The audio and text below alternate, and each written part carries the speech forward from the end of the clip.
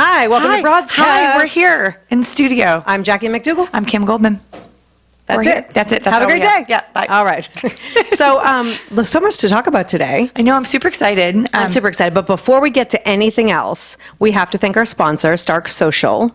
They are a social marketing firm with an emphasis on small business, startups, and nonprofit organizations with budgets of all shapes and sizes. Thanks to our sponsors at Stark Social. That sounds like a tongue We twister. heart you.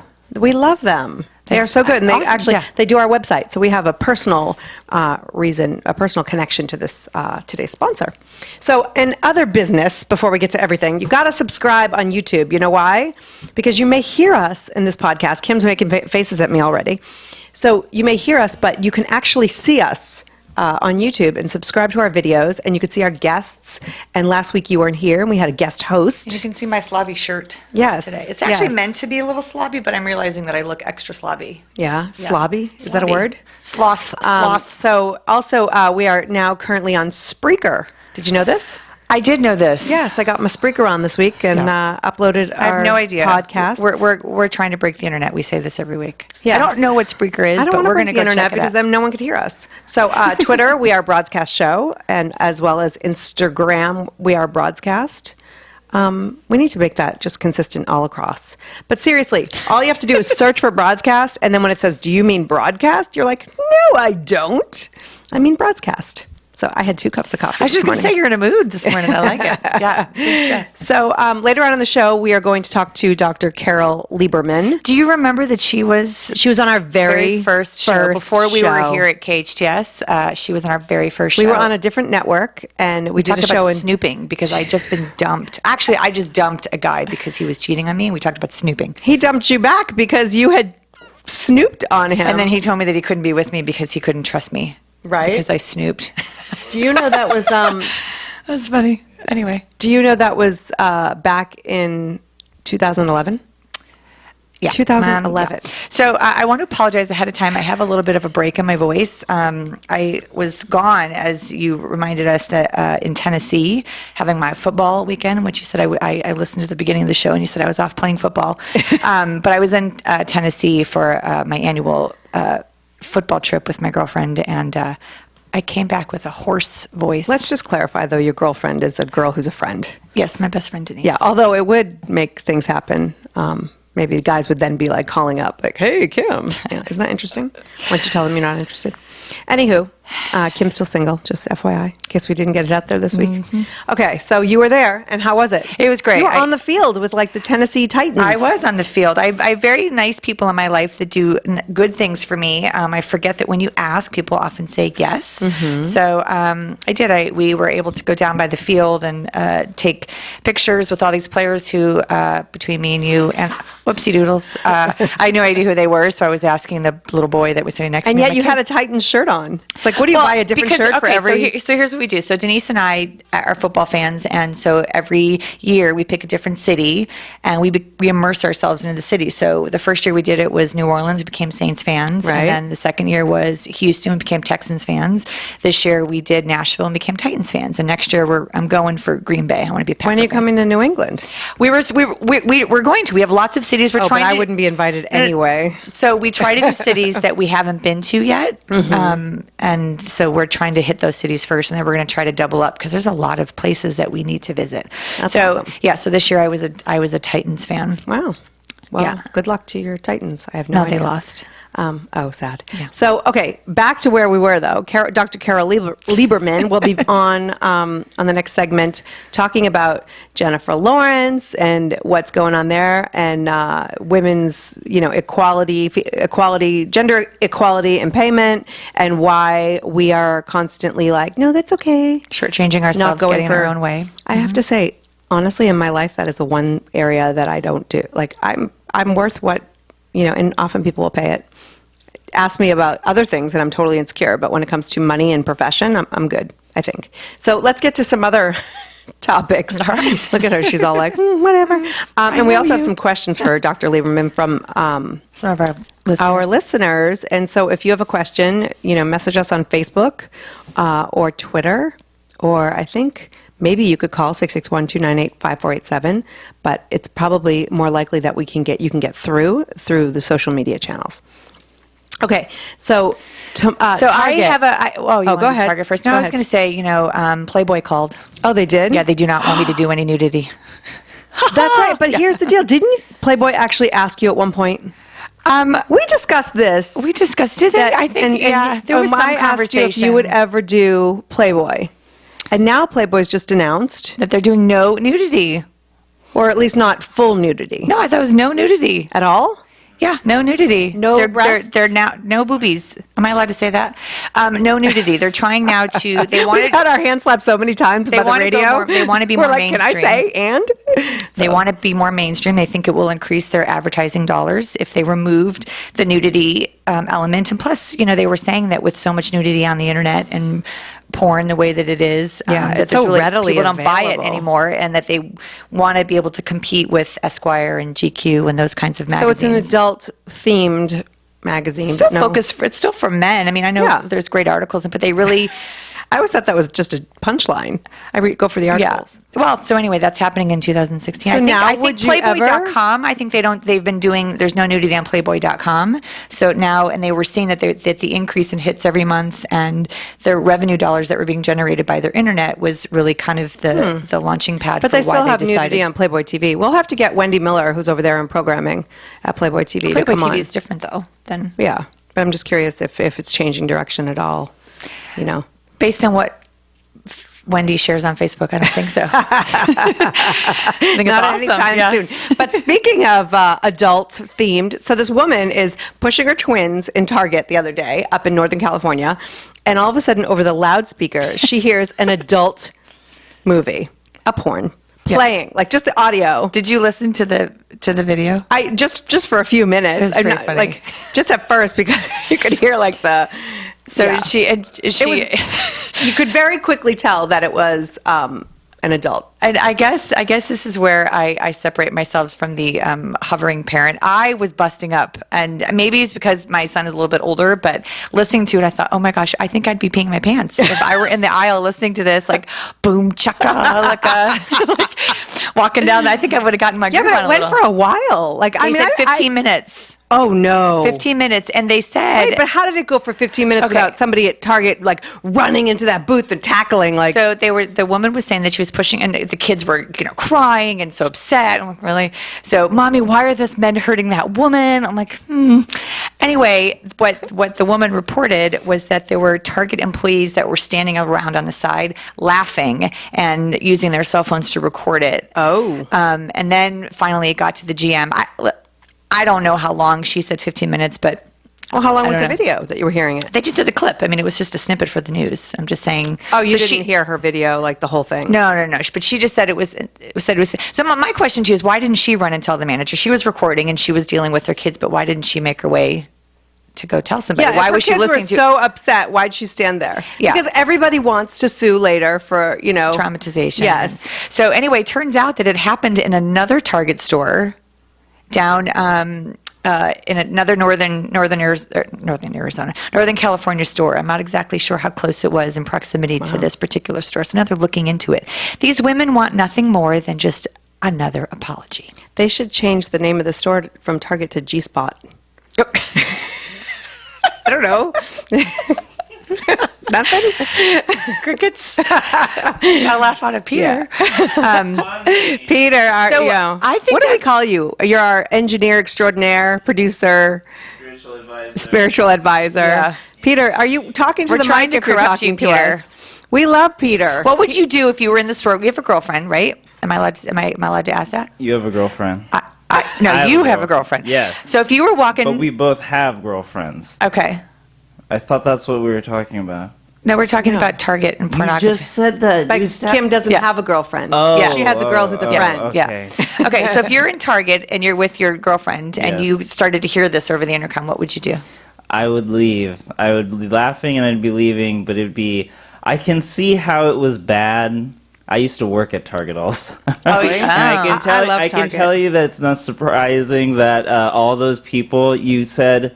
weren't doing anything. Yeah, They were yeah. recording Those each were your- other. those are But your the thing is- coworkers? The thing is it's run by Props kids. to my peeps. It's Yeah. run by kids. There's some places, Magic Mountain, or Right. there's places where there's a lot of kids and they all have their cell phones, and that's the first thing that happens. It all gets on the internet, and there's like 15 different angles of the same thing. Yeah. So Yeah. See, I think you, Jackie, would go you would berate somebody if that was you in the store. If you were with your kids, not if you were by yourself. If I were by myself, I'd just start dancing or something. Yeah, but, if you were with your if I were kids. with my kids, I would wheel them up to that's I don't know, bad. That's scary. a would two-way feel mirror. so Those awkward. offices that they have where they can see out and you can't see. And I'd be the crazy lady. No, but I'd be like, open that office. Yeah, I would totally. Who just sits there? So It's such a disturbing kind of weird because the kids are just crying so perfectly timed. Like Yeah. they both look at and they just instantly You don't see start the bursting into tears. Right? You can't really hear everything that's going on. Right. You just know it's bad. It's just a generally bad. You don't see the mom pinching them behind the arms to get them to It's cry. just she's trying to leave, and I'd probably do the same thing about my kids. There, I would just want to leave. Yeah. They'd be a little silly, I guess. Yeah, I might Yeah, I flip don't on know. my phone as I walk through the store just because. I guess I'm just not that But sensitive. that's a thing I don't that know. happens. No, Kids- but kids do that. you would just sit there. Though I wouldn't sit there. They continued to shop, though. These women didn't leave the store. They continued to shop. Right. But what would you do if you were in that? If I was and you were that with Sam? upset and my kids were that upset, I would leave. They continued to shop. Right. So I kind of, Yeah. I have I something don't think- inappropriate to say, but it's kind of, you know what I'm saying? I just sort of, it diffuses the argument of how upset you were if you continue to shop while your kids are freaking Right, out. right. While there's porn playing. Like, come on. There's a lot of things at play here that don't make any sense to me. Kids don't even understand. But her impression, though, her kids were freaking weren't out. they like they're 5 years old or something? Yes, they had their hands over their ears, like crying. Then I would leave if that was the reaction that my kids had. But she Oh, yeah. continued to shop. Like, Yeah. come on. I know. I don't know. And let's be honest, the sales are not that good at Target that you need to just stay. Well, So anyway. maybe put her in a better mood. Maybe there was an increase in sales in the lingerie department. Right? Anyway, I don't know. So- yeah, that's enough of that, right?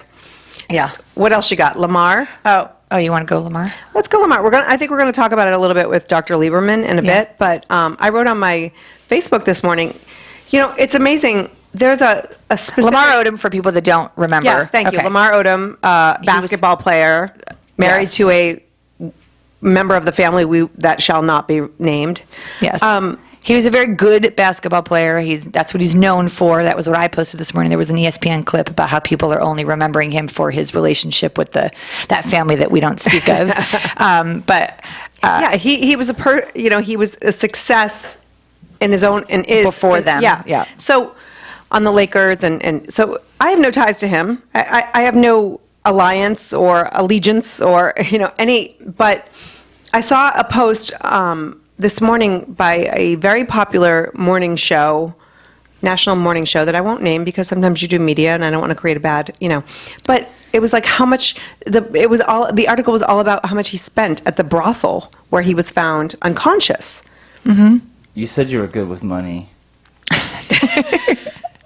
What's that? You mentioned that you were really good with money. Yeah. I'm good with money? Yeah, Oh. so it makes sense that you're reading about the financial part. Someone's got to be, smart. No, but it's not. The point is, if it's the same clip that I saw, I didn't click on it because I refused. Oh, I did because I'm pretty sure I know who you're referring to. Nancy Grace, and is that No, the no. Nancy Grace clip was terrible. And Nancy I would Grace has never been- protect Nancy Grace. Nancy Grace has been very good to me and my family. However, she was ridiculous in this interview that she did with the owner of the Bluff yes, Ranch, yes. and she was very condemning and it was in her normal tone, but she focused a lot about the money and all the hookers that he was with, and I don't know. I mean, to me, it's a part of the story. But the part that the part He wasn't doing anything illegal. The drugs are illegal, but he wasn't doing. That's allowed Right. there. Right. And he Right. was having a good time. Sure, he should not be doing drugs, but the guy is a tortured soul. Right. Who forget the fact that he's affiliated with that family, like he was before. And I can't imagine being around them makes you any better.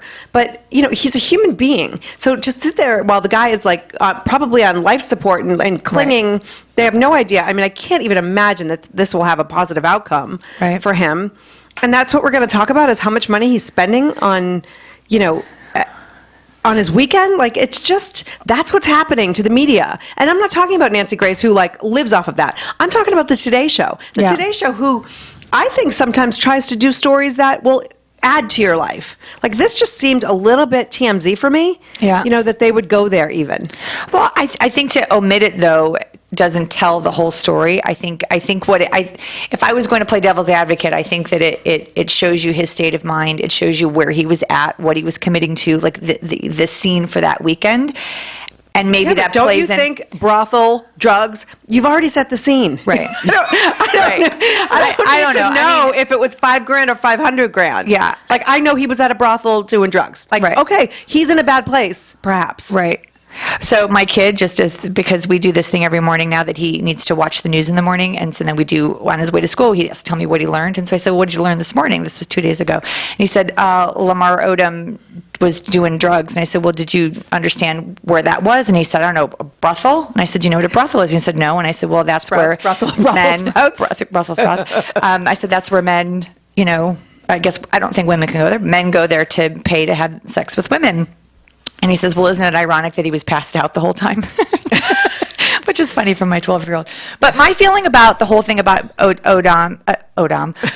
Lamar, is that why people have been so supportive and wanting to send their prayers to him in his time of need and tragedy. But when other people who are addicted to drugs or have mental health illness, people shun that, they shame them. But the whole country is coming to his, which is great. But I just feel like we don't treat others that are dealing with those same kinds of heartaches and addictions and mental health issues. Do you with the feel same like support.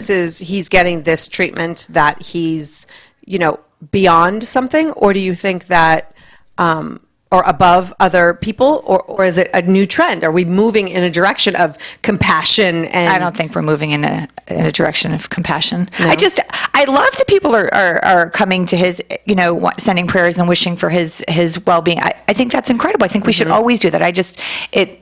We don't spend this much time talking about these issues when it's an everyday person that is dealing with an addiction. We dismiss it and we shame it. And I maybe this is going to open somebody's eyes. I highly doubt it. But this also goes back to what you do for a living. Yeah. And you see kids, teenagers every day who are either in situations where, or headed for situations like this, or at the very beginning where you can actually educate and support in that they don't end up there. Right. They may not have millions of dollars to spend, right, at a brothel, but just $1. Yeah. But I think that it's important, drug abuse, it doesn't usually come from, on the flip side, it comes from entitlement and, and celebrities sometimes turn to it because everybody says yes and they feel like they're, indestructible or. Right. And you made the point on your post today too, that, he's just a human who's flawed like all of us. Right. But because he's in the public eye, everything that he does gets, tracked and judged and scrutinized. Just the fact that, when you listen to the gentleman that owns the brothel, they said that they were fawning over him and they were giving him food they treated him like a king because of who he is. Right. Right. And well, plus they're paid too. $75,000. Wow. Yeah, he just that. The funniest thing that Nancy Grace said in that interview with the guy was that she said, "Wait, you have an extended stay at the brothel?" I like how you call it a brothel.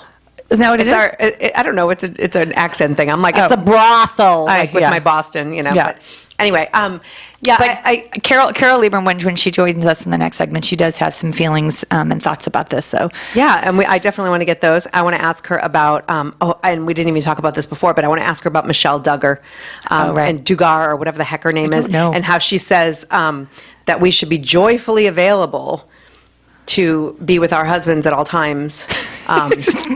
Which it's funny because I just put that on Facebook just to see how people would respond, and it was interesting. But my thoughts are actually a little bit different than maybe what you would think, perhaps. And also, I want to ask her about an article that she contributed to recently about smoking in cars with kids. Is that something that the federal government should get involved with or stay out of our business? So I heard that's illegal in the UK now. Yes, it is. So we're going to go to break. You're listening to Broadscast on KHTS, and we'll be right back.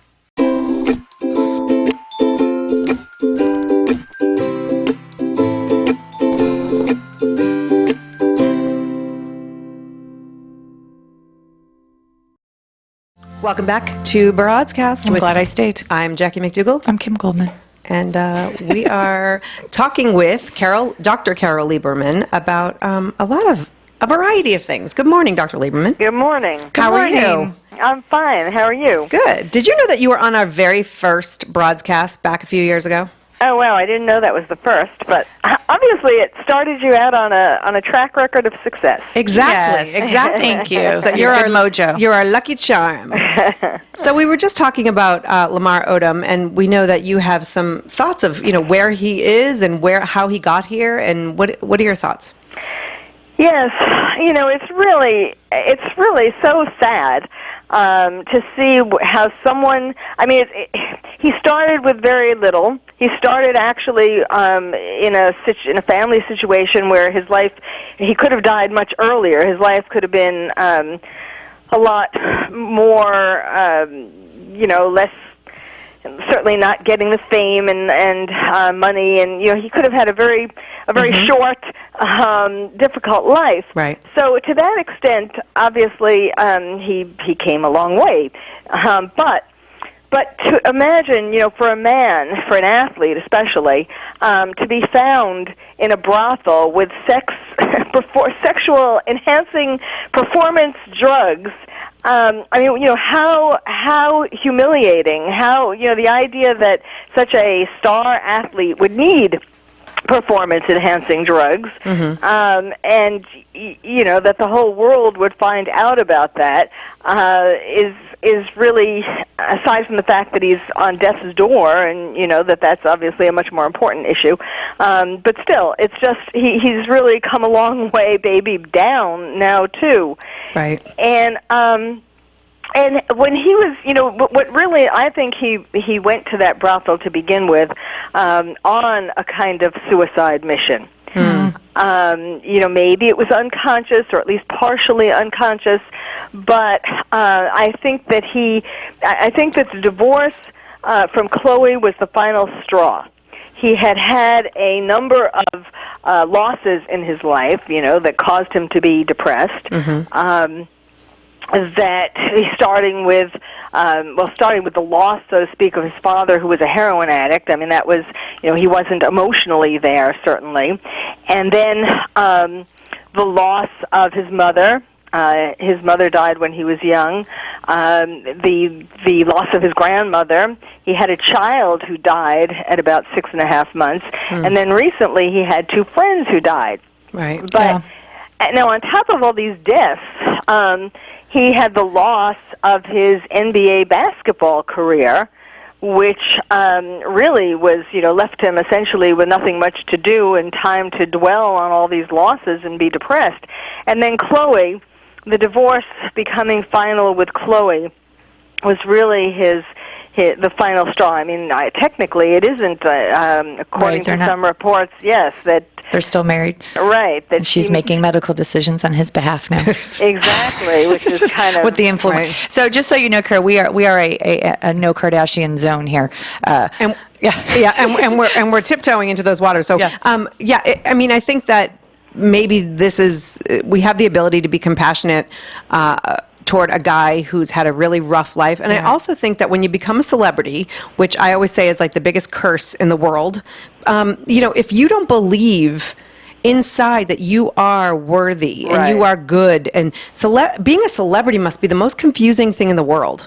Right, because you have this, it's a false front. You can't understand why people think that you're such a big shot, because you don't really believe that in yourself. And it's kind of ironic, people who set out to become celebrities, who set out to become, let's say, actors or actresses, or even political figures, they are looking for this.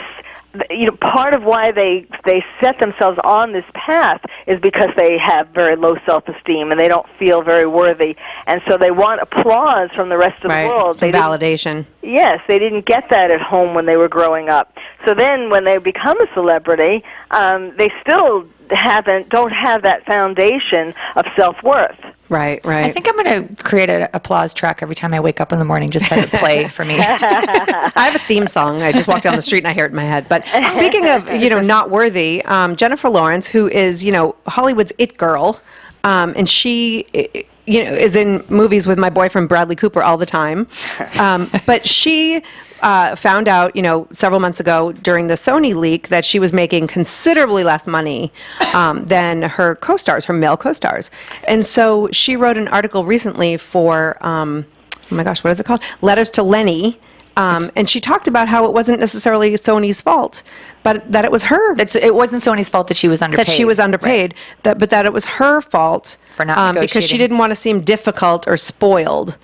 And I think that's an interesting point, that you don't have to be a celebrity to kind of not stand up for yourself when it comes to finances and professional life. Yes, but do you see the irony in this? And yes, of course, it is true that most women, or many women, do end up being paid. I mean, there still is this inequality in pay and all of that. That's very real. But do you see the irony in this? Here she's saying that she didn't stand up for herself enough, and she should have negotiated better, and all this kind of shit. It's a woman's thing. And now she's blaming herself instead of blaming Sony for giving her what she was due. Oh, wow. I didn't see that, and now I do. You're absolutely right, because she's not saying you should have done this, but, I think there's... But why? She's still saying it's my fault. Oh, it's my fault. I didn't negotiate right. And I mean, really, she could even have a lawsuit against Sony. Perhaps she wouldn't win because she already signed the contract. But she could certainly for future. I mean, she could try, and she could be angry at them at least, because really, how much did she could certainly, her worth in terms of box office draw would be at least as much as the other people who she found were getting paid, the men who were getting paid more. But I have to tell you, from the flip side of that, I'm actually glad that it didn't go down that road, because I think it opens up a better dialogue about why women shortchange themselves and how why we need to be responsible for it. Yeah, and this is totally off topic too, but I watch Grey's Anatomy. I've been watching it since the beginning, and there was an episode this past week about one of the characters that wasn't being offered as much as the other, and it was purposeful because the new boss was trying to encourage her to stick up for herself and advocate. And they didn't just automatically give her the raise, right? And so it was interesting that the whole episode was like her finding her voice and finding, like, she knew she was worth it, but she didn't ask for it. Right. And so I think there's actually a really big message to be. And she was really angry. She was so angry that she wasn't offered this, but never once did she walk in and say, "Can I have that money?" Right. And so Jackie and I talk about this all the time about why women get in our own way. Like, why do we're always apologizing, we're always downplaying our importance, we diminish our value. Dr. Carol, why do you think that women do that? Well, it starts with, it all goes back to childhood. Everything goes back to childhood. And it starts with wanting to be daddy's little girl, daddy's little princess, wanting to please daddy. And when daddies don't encourage little girls to stand up for themselves, but rather encourage them to continue to be people pleasers, daddy pleasers, and then grow up to be other people pleasers, especially men pleasers after that. And yes, that's it. Men pleasers, because those are the people who generally are controlling the purse strings at the top of the heap. And so women just continue. And guys, like in dating and so on, a lot of guys perpetuate this idea or take advantage of this idea if a woman is a particular people pleaser or a man pleaser, and they take advantage of that. So there's nowhere, if mothers aren't giving their daughters the voice, or giving their daughters the encouragement to stand up for themselves, then she doesn't get it anywhere. But don't you think, though, that even when a woman still stands up for herself, there is a belief that she is... There's a perception. There's a perception that she's aggressive or that she's... Yeah, she's a bitch. Yeah, and so, I think that, again, kind of falling in line with what's happening in our presidential campaigns right now with two women running, I'm curious, because I think the response that men have, the country has to women in that place of power, I think is jarring. I think people are not ready for that. As much as they may be capable, there's a perception that these women aren't going to be able to handle it, or that they're more difficult than these other men that are running. And I don't know how we change that. Well, yes. I mean, it's interesting, like with Hillary, that Bernie Sanders got such a big lead. I mean, I think, she isn't as the truth is, okay, yes, she did really well at the last debate, or the first debate, the first and last debate so far, and people were a little surprised at that. But I think that she doesn't really. I don't think that a woman is going to be elected, and I think that it's the fault of both these two women not really being as strong as some women might have been. Other women theoretically might have been. I mean, like a Golda Meir or something like, or a Margaret Thatcher or something like that. I don't think either one. You're talking about Carly Fiorina, right? I don't think either one of them are that strong. So I don't. But use Margaret Thatcher. Margaret. I cannot speak today. What I hear about Hillary Clinton is that her advisors and people are always telling her to soften, to laugh more, to be more relatable. I don't think anyone would ever say that to Margaret Thatcher. I think people really respected that she came. And why are we telling Hillary to be someone who she isn't? I mean, granted, she's not going to be someone that I'm going to want to sit down and have a beer with. But I respect the fact that she is who she is. No one's telling Trump to be anybody different. Why are we telling Hillary to change her clothes, to wear different outfits, to be? Unfortunately, that's the way it works. But they're not telling the men that. Like, why aren't we telling Bernie Sanders to comb his hair? Like, why? I mean, he's a mess. Like, but people listen to him because he's exactly who he is. There's no BS. But Hillary. But let's be honest. Hillary has a history of having some BS in her pocket. So it's not about whether she has or not. It's her it's how she carries herself. I know, but if she's going to be, I wish that I could say, "Oh, I'm so behind Hillary," But the problem is it because of her pantsuits? No, it's because she's not honest. Right, but that's my point. So, but they want to make her more likable because if she's already losing people for her, like the question, then they at least want to make her. I don't know. Well, there's a kind of Hillary has a lot of problems. Bill's not one of them. And it's kind of like it could kind of be summed up in too little, too late. She should never have kowtowed. It's interesting. This is kind of like the Jennifer Lawrence thing. Not that we know, or I don't know certainly, what went on in that meeting between Hillary and Obama that got her to decide to back off and become Secretary of State. But that was her mistake because I think at that time she did have a chance. And I think now, between all her health problems, I'm not sure she's going to make it to Election Day. She really does have health problems. And then this whole problem of being too soft or not soft enough. When Bill, the whole thing with Monica Lewinsky, then Hillary was blamed for not being standing up enough, for standing by her man. And now she's being blamed for being too tough, and she should be softened. I mean, she's trying everything. Yeah, she can't win, literally and figuratively.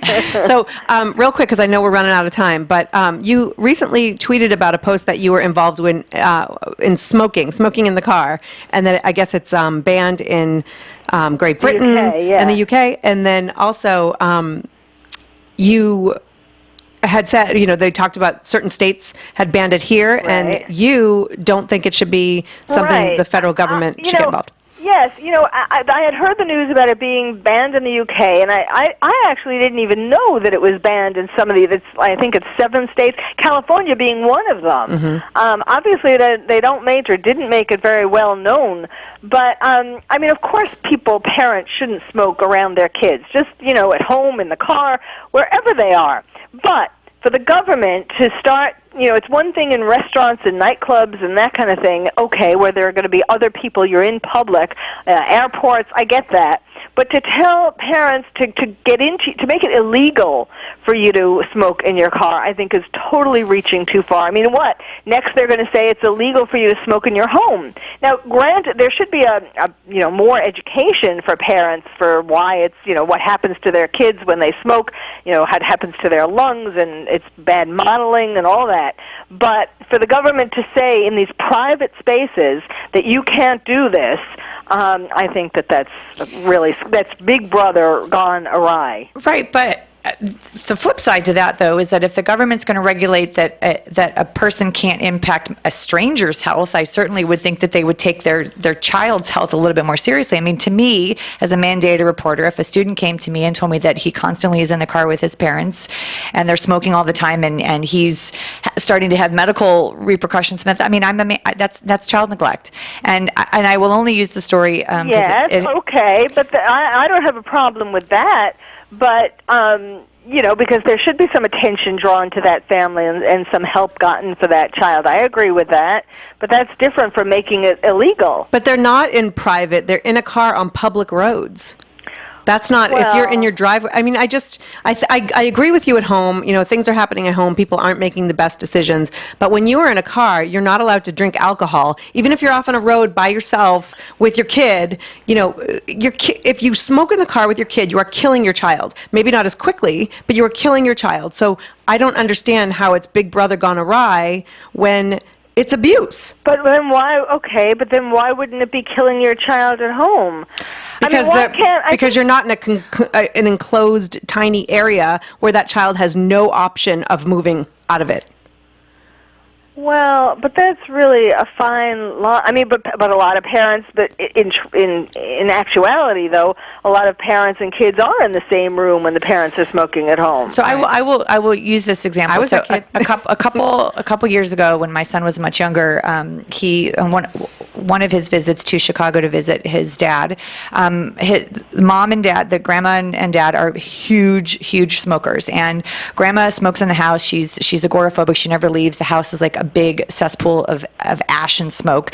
And I had an issue with my son being there in that environment. She and my ex-husband were unwilling to change their environment and their smoking habits to make sure that my kid was healthy. So he came home smelling and reeking like an ashtray. So the next time that he was scheduled to go, he was a little older, and I told him that since, they're not going to accommodate, you need to leave the house. Like, I didn't want him sitting in that. But it was, you spoke earlier about the education of families of what the damage is, and I think that's kind of maybe where it stems from, that that if you're not going to stop doing it because you don't think that you need to, I mean, maybe understanding the ramifications of that long-term effect of smoking and constantly subjecting your children and loved ones to that. Yes, and it could also be not just education of the parents, but when the kids start school, it can also be something that gets taught at early grades so that kids even see, like, pictures of lungs without, like brains on drugs, brains without drugs. Same thing with lungs, lungs with smoke in it and lungs without. But then what kind of relationship does that create with the parents when they're going home saying, "You're killing me, look at my lungs"? Then they're mentally messed up. My son did start telling his dad, like, please stop what you're doing. I do think that there is a place of empowerment, but I feel like when they're younger and they don't have a voice, that it's our responsibility as parents and adults to try to keep them as safe as possible. And when you lock them in a car and, I don't know. Yeah. But I mean, I think like that's better dealt with, like you were saying, by reporting that to Child Protective Services, or like in a divorce situation, asking for supervised visitation because this is what's going on. But it's just different when it becomes illegal. I just get there's Big Brother is getting into our lives in so many different ways. I mean, it's not like if this was the only thing, but it's just encroaching and encroaching more and more every day, and that's the part that I think we all need to watch out for. Yeah, I do agree with that. All right, well, thank you. Dr. Carol Lieberman, thank you so much for being on Broadcast, and we hope to have you on again. Sure, you're our good luck charm. Absolutely. It's a pleasure. Have a great day. Have a great weekend. Bye-bye. Bye. So, Kim, I think we should mark it down that you and I agreed on something. That was awesome. But we're going to go to break, and when we get back, if you're in the LA area especially, there's an event you don't want to miss, and a family that you will be inspired by. We'll be right back. Thursdays in Santa Clarita just got a lot more exciting. Every Thursday from March through October, Main Street in Old Town Newhall transforms from a retail and dining destination by day to a thriving arts district by night. Thursdays at Newhall offer live concerts and dance performances, a speaker series, car shows, and don't miss the monthly block party hosted by Census every third Thursday from 7 to 10 p.m. What could be better than free weekly entertainment? Visit oldtownnewhall.com for more information. Here's a crazy idea from Cash Call Mortgage. Take the mortgage you closed in the last year and look at redoing it at today's 15-year fixed 2.875% rate and APR with no closing costs. Just call 855-875-CASH, and with no cost or obligation, we'll tell you how much your payment could drop with the do-over refi. And you won't pay any points, deposits, or fees. None.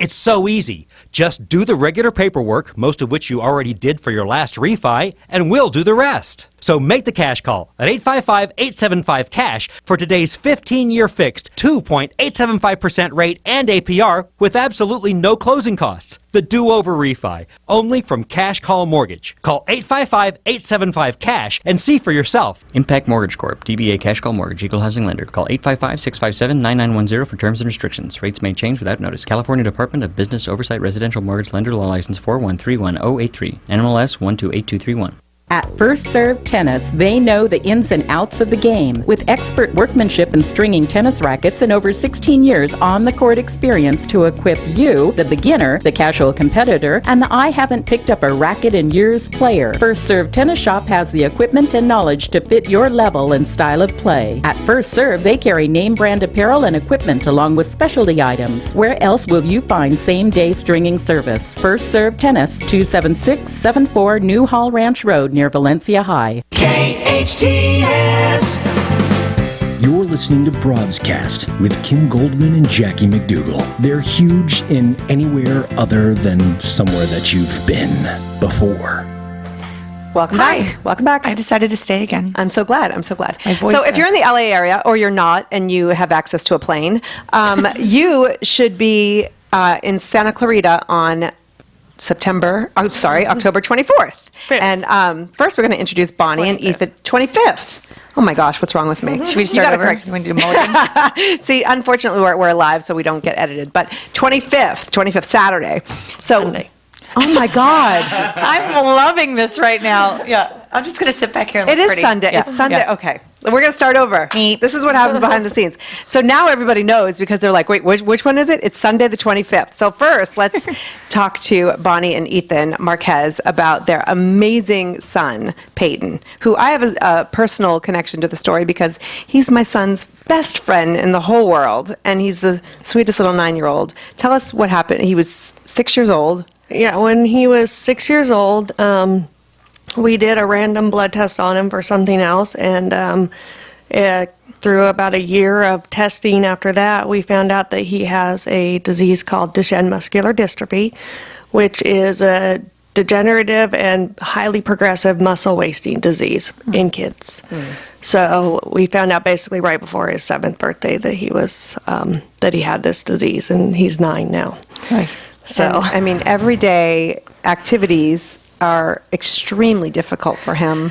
yeah, they are, and they will become more difficult to him. And basically what we're doing now is just trying to protect his muscles from progressing even quicker. So we try to keep him from doing activities that kids love to do: run, play, jump, walk up and down stairs, like those things he shouldn't really be doing. But then how do you tell a 9-year-old, don't do that? So how do you tell him? How do you explain it to him? Ethan? It's like the sex talk, the dad does it. I cry, and I let Ethan do it. Well, we have to have lots of conversation with him, and we have to try to encourage him to do other things and use his mind more than his muscles. That's one of the ways we do it. And that kid's mind is pretty amazing. Yeah. But it's a difficult task to tell your child not to run around, and a lot of people think that, you know, the old age theory of, you know, you need to work the muscles harder to get stronger. Right. That actually makes his muscles deteriorate faster. Oh, wow. So we have to be very careful about the activities he does. He can still walk, but walking, say, like downstairs or down a ramp, a downgrade will actually destroy his muscles, and they'll never be repaired. Unlike a regular person, where his muscles, your body naturally tears muscle fibers and it repairs them and makes them stronger. That doesn't happen for him. Yeah, he's lacking what's called dystrophin in his body, which is like the glue that holds your muscles together. And he's lacking that. His body doesn't produce it naturally at all. So there's nothing binding those muscles together. So when they tear, they're torn and they're torn away from the muscle. So there's activities he can do. Swimming's great. He can ride a bike. Luckily, we live in Southern California, so swimming is an activity that he can do. But again, like, he wants to run and play with his friends. Right, And so we allow him to do that, and then we monitor him when he's at home or other places where we keep him more calm, because it's just really hard to tell him that he can't. Absolutely. You know, But the and we thing want him to be a kid and have memories. Right. You know, Right. because And there have a could be quality a of day, life. a quality of life. I want him to enjoy experiences and enjoy what it's like to be a 9-year-old kid and have friends and be able to play and to be able to look back on that as a good childhood. Do you guys have other kids? We do. Yeah. That sounds like there's a lot. Well, no, there are 3, but the little one is It's like having I think it 5. counts as, yeah. But what's amazing is that, you know, while other parents would be focused so much on their son and their other 2 boys, you've created Peyton's Project. And which raises money to help not only your own son, but other kids with quality of life and resources. And you're doing a clinical trial through UCLA and just educating. I mean, because how many kids across the country or families are dealing with this right now, you think? Well, it's actually I think it's the most common childhood terminal disease. It's and the disease is terminal. There's no cure. There's no cure. We're just entering an age where there's actually treatment after, really, they kind of put a name on it, I think, in the mid-1800s. Duchenne was the doctor, a French doctor that kind of discovered or named it. But, hundreds of millions of dollars have gone into this, and they're finally starting to get something that will possibly treat it. But it's not a cure. We're kind of like the infancy stages, like AIDS was. Right. But it's 1 in every 3,500 kids will get. It's really boys will be subjected to this disease. Wow. And it's hereditary, passed on from the mother, but generally, but in a fraction of the cases like ours, it's just a random genetic mutation. Wow. Because I have 3 boys that, if I was a carrier, most likely all 3 of the boys would have Duchenne, but only 1 does. And so when I was tested to make sure that the other boys didn't have it either. How did the other kids in your family respond, and how do you manage this as a family, not just Peyton? Well, the oldest is 12, Logan, and he has an understanding of what is happening in his muscles and that he gets tired quick and we have to be a little more sensitive to him. And the 5-year-old really doesn't have a clue. Right. But, It's all about him. and likes to say, like, I'm stronger than you and things like that. And I tell him he's not meaning it to hurt you. He just wants, because you're his big brother, he wants to be bigger. He wants to be strong. Right. But, it's something that they're still brothers and they're still boys and they still fight with each other and argue, and I think that's actually healthy instead of keep as much as I would like to keep Peyton in a bubble and protect him from everything. I know that I can't, and at least I do know his brothers will support him and protect him out there, but they still they're boys, they're brothers. But I think it's also something that we have to spend time with the other kids individually as well, because Peyton does get a lot of attention based on his medical needs and having to go to UCLA once a week and all of his doctor's appointments. So, we try to manage spending time with the other kids as well, but we don't really hide anything from the kids. And tell us about the event Sunday, October 25th. And when I clip this, like, that other stuff isn't going to happen. We're just going to share Sunday, October 25th. I'm having trouble with dates. You are raising money for Peyton's Project through. And what is this for? I know that Peyton was looking for, or you were looking to get one of those chairs. Action trackers. They sound so cool. That go through, like, can go on the beach and absolutely provide a better quality of life. But tell us a little bit, because they kick us off the air in a few minutes. Tell us about the event, because that is going to be pretty incredible.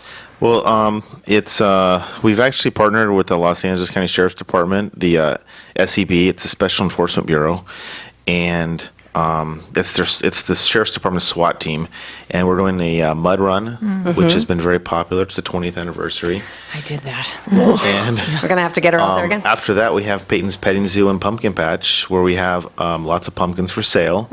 And we also have a climbing wall. We have multiple food trucks. We have Jewelry making. I've always Face forgot painting. about that one for some reason. Face painting, Face human painting. hamster ball. So tons of activities for kids. Lots of activities. And is the SWAT team going to be there this year? They will be there. They'll have their Bearcat, the armored vehicle, and kids can go in and play on it and learn about what they do. And we have Atticus. Oh yes, one of our biggest guests. I almost From forgot. Malcolm in the Middle, Oh, no, right? it's from the middle. From the show middle. The middle. Malcolm in the Middle. Look what I'm doing. I'm just adding stuff today. No, Malcolm. Just the middle. The middle. Middle. Yeah. Not Malcolm in the Middle. I don't even know. I have the middle. Yes. It's Yeah. Brick from the middle, the TV show, and he's going to be there. We're doing a book read. At noon. Oh, very very cool. nice. Peter's laughing at me for my messes up. Yeah. We also have a professional pumpkin sculptor coming, and she's going to do a demonstration, live demonstration. That's awesome. And also those hamster balls, right? Yep. You can get in and like Yes. race and all Yeah. that. I mean, it's a family It's a event. huge Where family it's event. little kids, big kids. It's Now, a one thing to remind everybody is get there early. Parking, we have at least 800 parking spots, but we're expecting it to fill up quickly. And where are we Okay. going to park?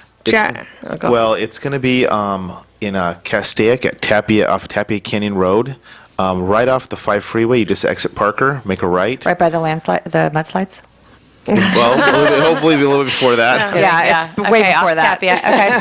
And then make a right turn. Once you're in Parker, make a right turn, and you'll just parallel the freeway, heading back the way you just came if you're coming from Los Angeles area or Santa Clarita. And then you just follow the road. There'll be a huge parking lot, and they'll have some shuttles, but most likely it's probably better to walk. But they can go to find you on Facebook, right? Yeah. Search for Peyton's Project. It's Peyton's-project.org. And then we'll Okay. put it That's on our our, website. on our website too. We have to go, and we'll put it on our website and make sure that. Sunday, October 25th. Yes. At what time? 9 o'clock to 4 p.m. 9 to 4. We will absolutely see you there. Thank Thank you you so guys. much for Thank joining you. us. Thank you. And thanks for listening to Broadcast. We'll see you next week.